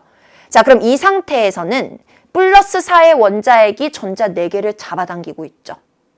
자, 4개를 잡아당기고 있는 상황에서 내가 첫 번째 전자를 제거합니다. 자, 여러분이 직접 가서 전자를 제거한다고 한번 상상을 해보세요. 자, 내가 첫 번째 전자를 제거했어요. 자, 제거하고 나면 이 전자가 사라져요. 전자가 3개가 남죠. 그러면 어떤 상황이야? 플러스 4의 원자핵이 전자 4개가 아니라 하나가 줄어든 3개를 당기고 있는 상황이죠. 4개 당길 때보다 3개 당길 때가 더 세겠죠? 전자수가 감소했으니까. 전자수 감소하면 반발력도 감소하니까 얘가 더 세게 잡아당기겠죠? 자, 그래서 3개가 있을 때가 더 이 전자를 세게 당긴다는 거예요. 그게 무슨 말이야? 유효핵 전하가 더 세다는 거죠. 그럼 그 상황에서 이 두 번째 전자를 제거하기가 쉬워요? 어려워요? 더 어려워지겠죠? 이 원자핵이 얘를 더 세게 잡아당기고 있으니까 내가 뺏어오기가 어려울 거 아니야. 그래서 첫 번째 전자보다 두 번째 전자 제거하기가 더 어렵다는 거예요. 자, 그럼 두 번째 전자까지 제거하고 나면 세 번째 전자는 더 어렵죠. 전자수가 두 개로 확 주니까. 더 세게 잡아당길 거 아니야. 이 원자핵이 악착같이 전자들을 잡아당기죠. 그래서 이 전자를 제거하기가 더 어려워요. 그러면은 에너지가 많이 든다는 겁니다. 네 번째 전자는 대박, 제일 어려워. 그러면 에너지가 제일 많이 들겠지. 그래서 첫 번째 전자보다 두 번째가 어렵고 세 번째가 어렵고 네 번째가 점점 갈수록 어려워지니까 그때 필요한 에너지는 점점 증가한다라는 의미가 되는 거예요. 자, 모든 원자에 해당 사항이 있는 겁니다. 자, 그 다음에 중요한 두 번째 포인트는 뭐냐면은요. 자, 베릴륨 같은 경우에는 이 에너지를 크기를 비교해 보면은 1, 2, 3, 4 순서대로 증가하는데 이 증가하는 폭이 2하고 3 사이에 갑자기 급증해요. 예를 들어보자면 대략적인 숫자로 나타나면 이 숫자 정확하지 않아요. 그냥 선생님 예시 들어보면 1 이온화 에너지가 10이고 2가 20이면 제 3 이온화 에너지는 한 100 정도? 2배에서 갑자기 5배로 훅 뛰죠. 이렇게 갑자기 간격이 벌어지는 이 구간이 중요한 포인트입니다. 자, 왜 2하고 3의 격차가 이렇게 많이 나게 되냐? 자, 첫 번째와 두 번째 전자까지는 바깥쪽 껍질에 있는 전자여서 그나마 제거가 수월했어요. 근데 세 번째 전자부터는 어떻죠? 원자에게 가까운 안쪽 껍질로 들어오죠? 이렇게 안쪽 껍질로 들어오니까 유효액 전하가 대박 세질 거 아니에요? 가리움 효과가 줄어들면서. 그래서 이 전자를 제거하기가 훨씬 어려워진다. 그래서 에너지가 많이 든다. 라는 내용입니다. 자, 그럼 우리는 이 데이터를 분석해서 뭐를 알아낼 수 있냐면, 자, 이렇게 생각하면 돼요, 여러분. 자, 문제에 이렇게 표로 줄 거예요. A라는 원소에 1, 2, 3, 4 이온화 에너지다. 자, 근데 수치를 보니까 2에서 3으로 갈 때 에너지가 갑자기 급증했죠. 자, 이 구간이 포인트야. 자, 이게 무슨 의미냐? 첫 번째랑 두 번째 전자 제거까지는 그나마 할만했는데, 수월했는데, 세 번째 전자부터 진짜 대박 어려워. 왜 어려워? 안쪽 껍질에 있으니까. 그러니까 세 번째부터는 안쪽에 있어. 그럼 바깥쪽에 전자가 몇 개 있었다는 거야? 2개 있었다는 거지. 즉, 원자과 전자의 개수를 예측할 수 있어요. 자, 원자과 전자수가 2개 있다. 자, 원자과 전자수가 2개 있다는 건 이거 어떤 의미죠? 얘 몇 족 원소? 2족 원소라는 거 알려주죠. 그래서 우리가 얘가 급증하는 구간을 찾아서 이걸 보고 원자과 전자수 찾아내고 그리고 몇 족 원소인지까지 알아낼 수 있다라는 겁니다. 아셨죠? 자, 그리고 하나 또 알려주자면 여러분이 이게 숫자로 데이터가 나오면은 도대체 어디서 어디로 급증하는 구간인지를 좀 찾기 어려워하는 경우가 있어요. 뒤에 가서 우리 문제 풀어보면 알겠지만 숫자가 이렇게 단순하지가 않고 되게 복잡해요. 뭐 976, 1475 막 이런 식으로 나온단 말이에요. 그래서 이 급증하는 구간을 찾기 어려워하는데 자, 어떤 기준으로 이 구간을 찾으면 되냐면 3.5배 이상으로 급증하는 구간이 바로 껍질이 바뀌는 구간이라고 보면 돼요. 3.5배. 요거 하나 적어두면 좋겠지. 3.5배 이상으로 훅 뜨면 그 구간이 껍질이 바뀌는 구간이다. 원자과 전자수 족 찾아낼 수 있다. 아셨죠? 자, 그래서 이렇게 순차 에너지 정리할 수가 있습니다. 자, 그럼 이 내용 한번 정리를 해볼게요. 자, 중요한 포인트가 1, 2, 3, 4 순서대로 증가한다. 왜냐면 점점 전자수가 줄어들고 따라서 반발력 줄어들고 그럼 유효액 전하는 커져서 에너지가 많이 들겠죠? 자, 그 다음에 순차 이온화 에너지가 급증하는 구간은 우리가 원자과 전자수를 찾아낼 수 있는 구간이다. 왜냐면 껍질이 바뀌는 구간이니까. 자, 만약에 이런 것처럼 1하고 2의 차이가 3.5배 이상 차이가 나게 되면은 그게 바로 껍질이 바뀌는 구간이에요. 그럼 이게 무슨 의미죠? 첫 번째 전자까지는 제거할 만했는데 두 번째 전자부터 진짜 너무 어렵다. 왜? 안쪽 껍질에 있으니까. 그럼 바깥쪽에는 전자가 몇 개 있는 거다? 1개 있는 거다. 1족 원소다. 찾아낼 수 있죠? 2족 원소, 13족 원소. 이런 방법으로 찾아내는 겁니다. 자, 이렇게 해서 우리가 순차 이온화 에너지까지 내용을 정리를 했고요. 자, 그러면은 요 이온화 에너지 그리고 그 전 강의에서 공부했던 유유액전화, 원자 반지름 요 세 가지 주기적 성질 이걸 관련한 문제도 당연히 풀어봐야 되겠죠. 자, 이번 원소의 주기적 성질에서 나오는 문제들이 난이도가 조금 높아요, 여러분. 내신 기초 문제도 쉽지 않습니다. 우리가 보통 내신 기초 문제들은 난이도가 제일 낮고 간단한 문제 위주로 구성이 되어 있었잖아요. 선생님이 문제를 풀어보니까 내신 기초 문제조차도 별로 쉽지 않아. 그래서 여러분 반드시 혼자 힘으로 풀어보고 채점하고 선생님 해설 강의 꼼꼼하게 들으셔야 됩니다. 자, 1번 문제부터 시작을 해보겠습니다.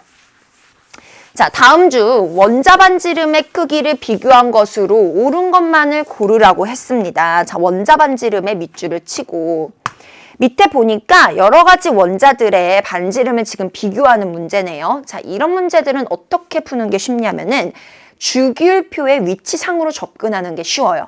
자, 주기율표를 대충 그려요. 이렇게 네모나게 그릴게요. 선생님은 그냥. 그래서 여기 뭐 1쪽부터 18쪽. 원자 반지름이니까 그치. 18쪽은 제외해야 되지. 제외하고 그리고 1주기부터 7주기라고 대충 생각하고 자, 이 주기율표에서 18쪽은 뺐고요. 주기율표에서 오른쪽으로 갈수록 같은 주기에서 오른쪽으로 갈수록 원자 반지름이 어떻게 됐었죠, 여러분? 작아졌었죠? 자, 그리고 같은 쪽에서는 밑으로 내려갈수록 전자껍질 증가하니까 원자 반지름 커졌었죠?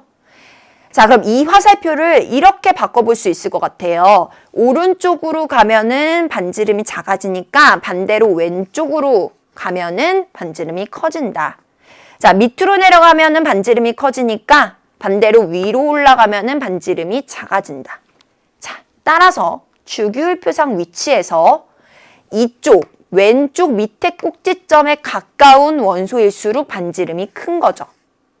자, 오른쪽 위에 꼭지점에 가까이 위치되어 있는 원소일수록 반지름이 작다. 이렇게 비교하면 되게 쉬워요.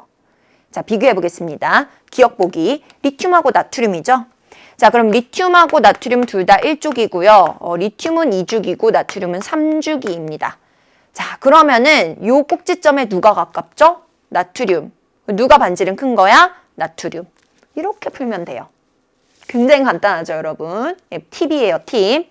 자, 그래서 기억 보기는 맞았고.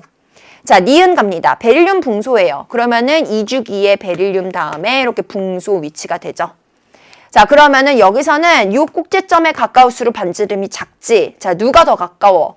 붕소가 가깝죠? 베릴륨은 좀 더 멀고, 즉 붕소의 반지름이 작다는 거예요. 그럼 니은은 틀렸지. 작다 이렇게 바꿔줘야 되죠. 자, 디귿 보기. 염소하고 플로린입니다. 자, 플로린 요 끝쪽에 있고 염소 요 밑에 있죠. 같은 17쪽 원소예요. 자, 그러면은 요 꼭지점에 가까울수록 반지름이 작은 거니까 플로린이 작고 염소가 큰 거네. 그러면은 요게 틀렸지. 플로린이 작고 염소가 크다라고 바꿔주는 거죠. 이렇게 풀면 된다라는 겁니다. 어떻게 푸는지 아셨죠, 여러분? 그래서 정답은 1번이 돼요. 자, 근데 정확하게 이유를 다시 한번 설명을 해보자면은 자, 리튬하고 나트륨에서는 같은 쪽인데 얘가 주기가 크잖아요. 그래서 주기가 크니까 전자껍질 수가 많아서 전자껍질 수가 많기 때문에 반지름이 더 커지는 거고요. 자, 베릴륨하고 붕소에서는 붕소가 반지름이 더 작죠. 자, 왜 작냐? 붕소가 유유액전화가 더 크기 때문에 반지름은 작아지고요. 자, 여기서는 염소의 반지름이 더 큽니다. 자, 염소의 반지름이 더 큰 이유는 바로 기억과 똑같은 이유. 전자껍질 수가 3주기로 3개이기 때문에 더 많기 때문에 그렇게 이유를 연결할 수가 있어요. 자, 이제 두 번째 문제로 넘어갈 건데요. 자, 두 번째 문제는 원자 반지름과 이온 반지름의 크기를 비교하는 문제죠. 자, 여기다가 밑줄 쳐볼까요? 원자 반지름과 이온 반지름 크기를 비교하는 문제. 자, 여러분, 이 2번 문제는 1번 문제와 비슷한 듯 보이지만 다릅니다. 자, 1번 문제는 원자끼리 반지름을 비교한 거고요. 중성 원자끼리. 2번 문제는 그 중성 원자가 양이온이든 음이온이든 이온이 됐을 때 그 원자와 그 이온들의 반지름을 비교한 거예요. 그러니까 문제 스타일이 다른 거죠. 그래서 원자와 이온의 반지름을 비교했는데, 자, 기억 보기 볼게요. 지금 여기서 얘는 중성 원자고, 자, 기억. 나트륨은 중성 원자고, 나트륨 이온이 됐을 때 얘는 양이온이에요. 자, 우리 중성원자와 양이온 중에 누가 반지름이 더 작죠? 양이온이 반지름이 작아지죠? 자, 왜 작아지죠? 바로 전자 껍질 수가 전자를 제거하면서 마지막 껍질이 없어지니까 그렇게 된다고 했어요. 자, 그래서 기억은 틀린 거지. 틀린 거지. 자, 니은. 이번에는 원자랑 중성 이 원자가 음이온이 됐을 때 반지름 비교하는데 여기서는 음이온의 반지름이 크다고 했어요. 자, 왜 그렇죠? 바깥쪽 껍질에 전자가 더 추가로 들어오면서 반발력이 늘어나요. 반발력이 늘어나면 유효액 전하가 감소하죠? 왜냐하면 가리움 효과가 증가하기 때문에. 그래서 사이즈가 커지게 된다. 그래서 이건 맞는 거고요. 자, 그 다음에 디귿 봅시다. 자, 디귿 잘 보세요, 여러분. 이온으로만 두 개가 나와 있네요. 나트륨 이온, 마그네슘 이온. 둘 다 양이온이고요. 자, 이거 보자마자 여러분 떠올라야 돼요. 안 떠올리면은 앞에 개념 아직 정리 안 된 거죠. 자, 뭐가 떠올라야 되냐? 등전자 이온이구나. 보자마자 딱 보여야 돼요. 등전자 이온이구나. 얘네 등전자 이온이잖아. 네온 세트잖아, 네온 세트. 자, 네온 세트 써보자. 산소 이온, 그 다음 플루오린화 이온, 그 다음에 나트륨 이온, 마그네슘 이온, 그리고 알루미늄 이온. 얘네 모두 다 전자가 10개씩. 네온과 같은 전자 배치를 갖는 이온이죠. 자, 여기서는 원자 번호가 증가할수록 반지름은 점점 작아지죠. 왜냐면 유효액 전하 세지니까. 자, 그래서 얘는 얘가 원자 번호가 큰데 반지름이 더 작아야 됩니다. 그래서 디귿 틀렸어요. 정답은 2번. 니은만 골라주면 되는 거죠. 자, 3번 문제로 넘어가겠습니다. 자, ABC의 전자 배치가 나와 있고요. 밑에 보기 문항이 있는데요. 자, 항상 전자 배치 문제 많이 풀었잖아요, 선생님하고. 이런 문제 나오면 이렇게 몇 주기 몇 쪽인지 예상이 가능하죠. 자, A는 2주기, 그리고 마지막 껍질에 전자 7개 있으니까 17쪽. 자, B는 3주기, 그리고 몇 쪽이지? 2쪽. 자, C는 3주기, 그 다음에 17쪽. 이렇게 적고 시작해 봅시다. 자, 1번 A와 C는 족이 같다.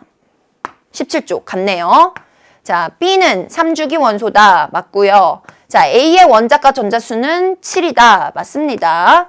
자, 이온화 에너지는 A가 C보다 크다. 자, 이런 거 주기적 성질을 비교할 때는 주기율표상의 위치상으로 비교하는 게 쉬워요, 여러분. 자, 지금 A하고 C를 보니까 A는 2주기에 17쪽이고 C는 3주기에 17쪽이에요. 자, 우리 같은 족에서는 밑으로 내려갈수록 이온화 에너지가 어떻게 된다고 했어요? 작아진다고 했죠? 그래서 얘가 이온화 에너지가 작아야 되는 거죠? 그래서 4번 맞습니다. 자, 5번 원자과 전자에 작용하는 유효액 전하. 자, 유효액 전하는 같은 주기에서 오른쪽으로 갈수록 유효액 전하가 커지죠. 근데 지금 C가 3주기 17쪽이고 B는 3주기 2쪽이니까 더 앞에 있어요. 그럼 누구의 유효액 전하가 크다는 거예요? C의 유효액 전하가 큰 거죠. 그래서 5번이 틀렸다. 정답 5번 골라주시면 됩니다. 자, 그 다음 4번 문제로 넘어갈게요. 자, 4번 문제 순차 이온화 에너지 문제입니다. 자, 방금 전에 선생님이랑 배웠죠. 자, 지금 A라는 원자라고 칩시다. 자, 이 A라는 원자한테서 전자 하나를 떼낼 때 필요한 에너지가 여기 나와 있는 제1. 자, 여기다가 제2를 또 가해요. 그러면은 전자 하나가 더 떨어져 나오면서 2 플러스 이온이 되죠. 자, 여기에 또 제3 이온화 에너지를 가하면 전자가 하나 또 떨어져 나오는 거죠. 자, 여기에 제4 이온화 에너지를 여기 나와 있는 이 값을 가해주면 전자가 하나가 또 떨어져 나오는 거예요. 그래서 이렇게 순차적으로 이온 에너지, 전자를 제거하는 그때 필요한 에너지를 순차 이온화 에너지라고 합니다. 자, 근데 여기서 중요한 포인트가 2개라고 했습니다. 자, 먼저 첫 번째, 1보다 2가 크고 2보다 3이 크고 3보다 4가 크죠? 자, 맞는지 한번 확인해 보세요, 여러분. 숫자를 보니까 우리가 배운 내용이 맞죠? 자, 그 다음에 두 번째 포인트가 뭐였어요? 이온화 에너지가 급증하는 구간을 찾아야 된다고 했어요. 자, 한번 찾아보세요, 여러분. 자, 선생님이 급증하는 구간 몇 배 이상? 3.5배 이상이면 된다고 했죠?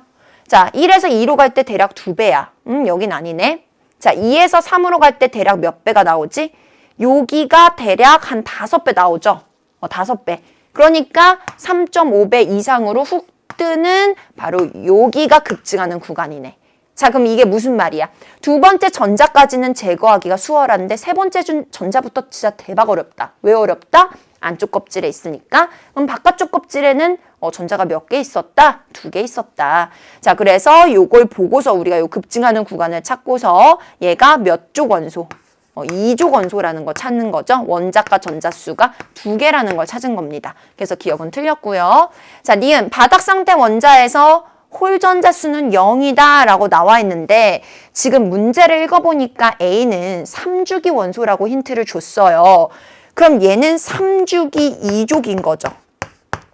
자, 3주기 2족이면은 전자 배치가 어떻게 끝나야 돼요? 3S에 2개로 끝나야 되죠. 자, 우리 2족 원소들이 보통 S 2개로 끝나는데 얘가 3주기니까 앞에 주양자 수가 3이 되는 거예요. 자, 이 안쪽 껍질의 전자 배치에서는 다 전자 쌍이고 자, 3S 오비탈에 전자가 2개 들어갈 때도 전자 쌍으로 들어가죠. 그래서 홀 전자 수 0인 게 맞습니다. 자, 네온과 전자 수가 같은 이온이 될 때 자, 그러면 여러분 3S에 2개야. 그럼 앞에 한번 써볼까? 1S에 2개, 2S에 2개, 2P에 6개, 3S에 2개인 전자 배치를 갖고 있죠. 그럼 얘가 네온과 같은 전자 배치를 가지려면 어떻게 해야 돼요? 요 전자 2개를 차례대로 하나, 2개 제거해줘야 돼요. 2개를 제거해야 돼요. 자, 그러면 중성 상태 원자에서 2개 전자를 제거하면 얘가 2 플러스 양이온이 되고 얘가 바로 네온과 같은 전자 배치를 갖게 되겠죠.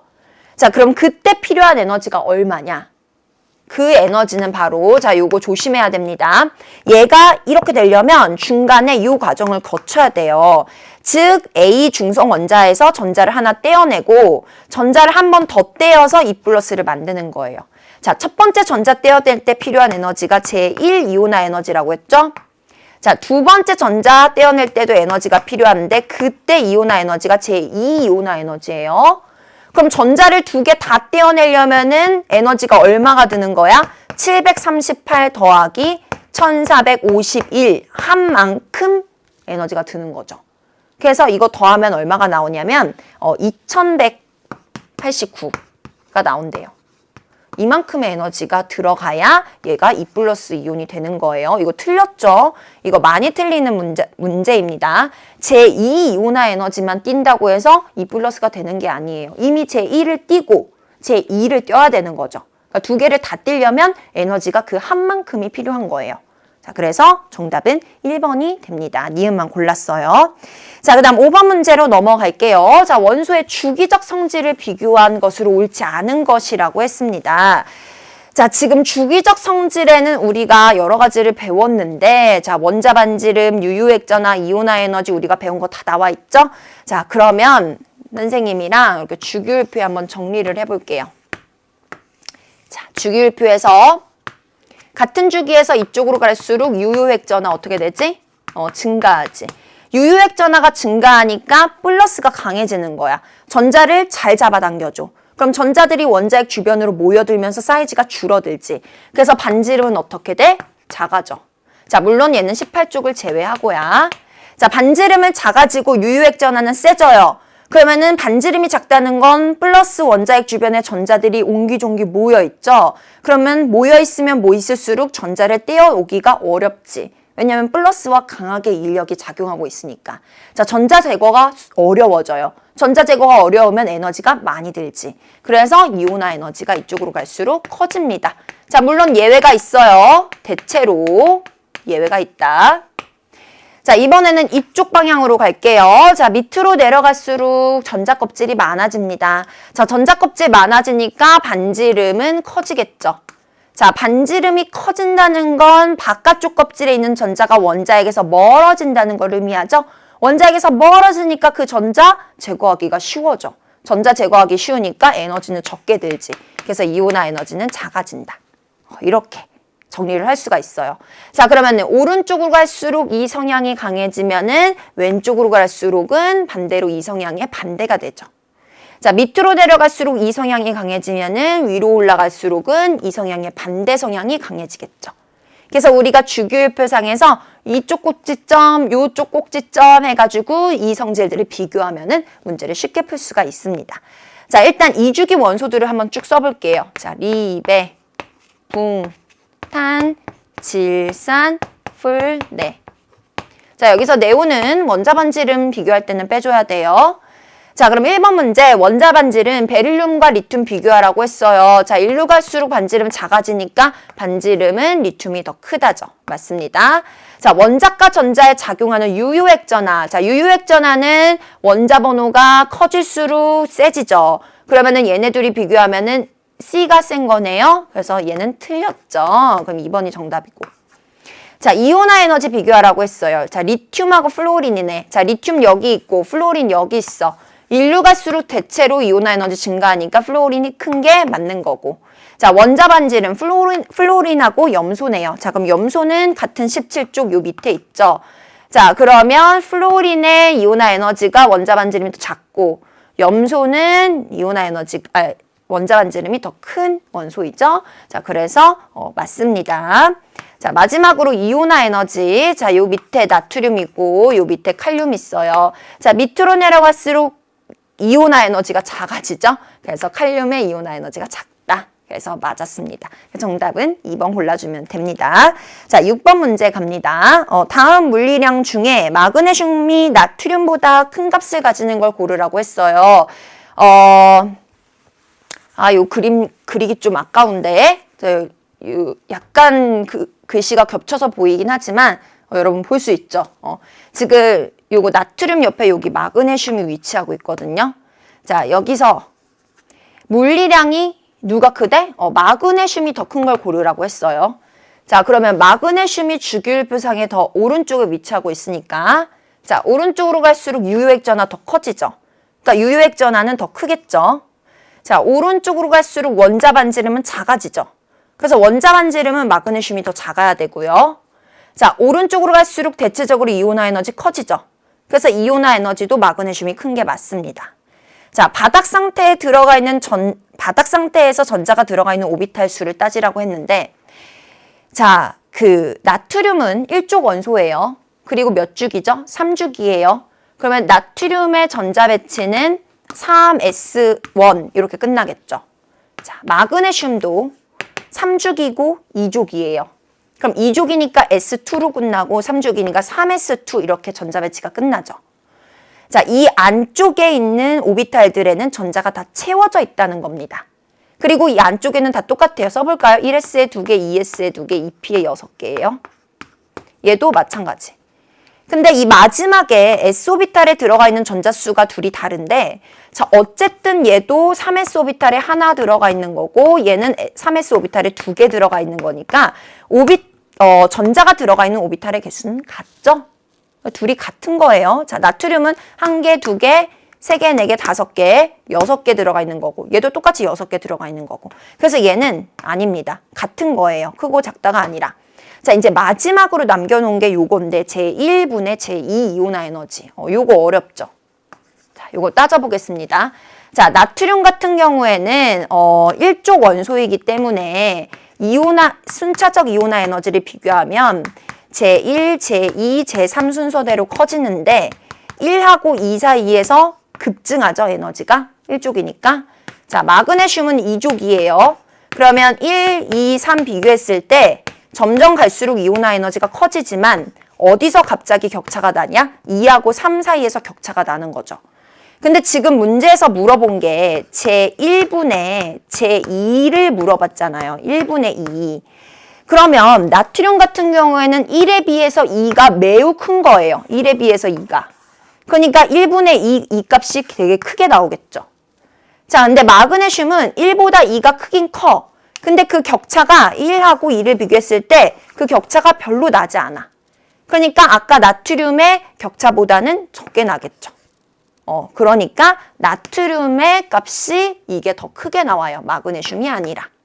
자, 그러면은 마그네슘 물리값이 더 큰 거는 2개 골라주면은 정답은 2번이 되는 거죠. 자, 이렇게 해서 내신 기초 문제 선생님이랑 6번까지 풀어봤고요. 다음 시간에 7번부터 이어서 문제풀이 하도록 하겠습니다. 자, 여러분 수고 많으셨고요. 다음 시간에 만나요. 안녕.